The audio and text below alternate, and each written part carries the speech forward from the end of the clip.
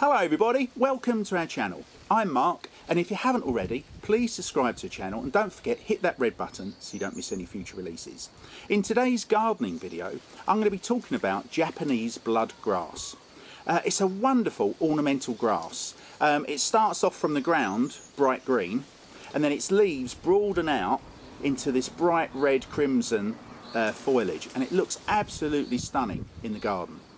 We bought our first Japanese bloodgrass probably about 10 years ago in a small pot, so big, planted it in the garden, and the following year it had spread out and probably doubled in size. And over the years I've literally been just digging up small parts of it, replanting it around the garden, and now it's everywhere. It's so easy to propagate. It basically just does the job itself. In this video I'm going to show you how we care for the Japanese bloodgrass over the winter months and how I get it ready for the summer growth, which again is very easy to do. In our borders we have cannas also, and they're the red leafed variety plus variegated red leaf, and the combination of those and the Japanese bloodgrass are absolutely wonderful within our borders. And the grass has a lot of movement in the wind and it looks absolutely fantastic, so I would recommend you to go out and buy yourself some Japanese bloodgrass.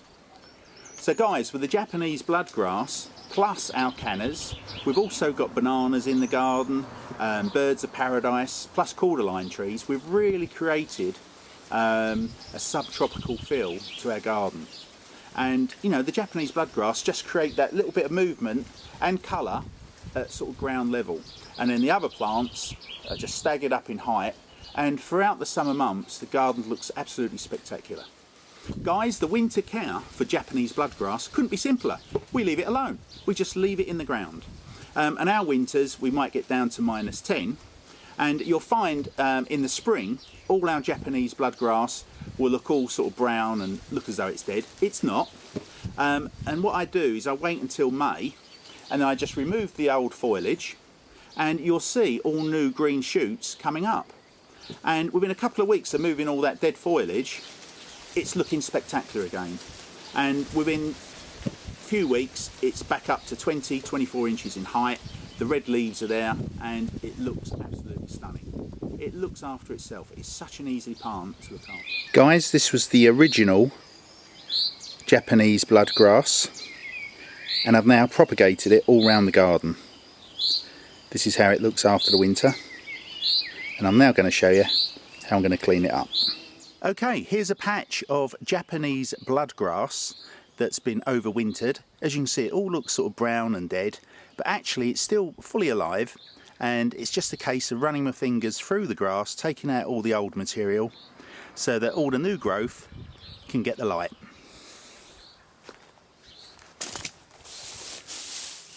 So literally, just put your fingers through it. The old comes out and you're left with the green shoots at the bottom.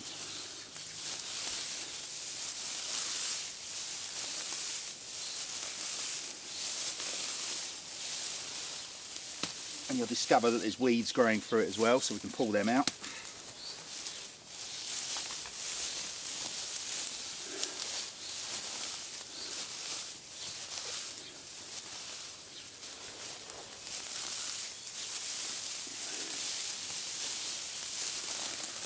Can you believe all this is just from one plant? Over the years, just keep pulling up clumps of it, replanting it. Gets established and spreads out even more.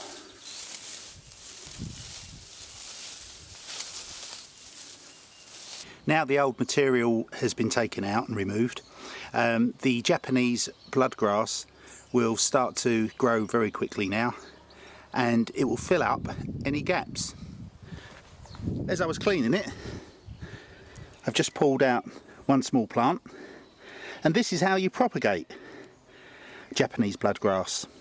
Just take out a small section like so, replant it somewhere else in the garden, and all of a sudden it will send out tubers and more of this stuff will grow, and in a very short time you'll have another huge patch of Japanese bloodgrass. That small plant I've just pulled up, I've just split it and look, I've got 3 separate plants, and you already see some new shoots coming up from that root.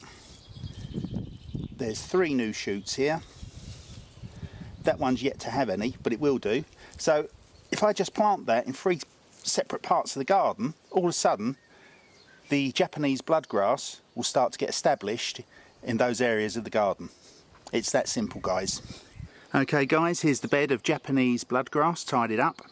In a few weeks time it'll be really growing strong, and the famous red leaves will be showing at the tips.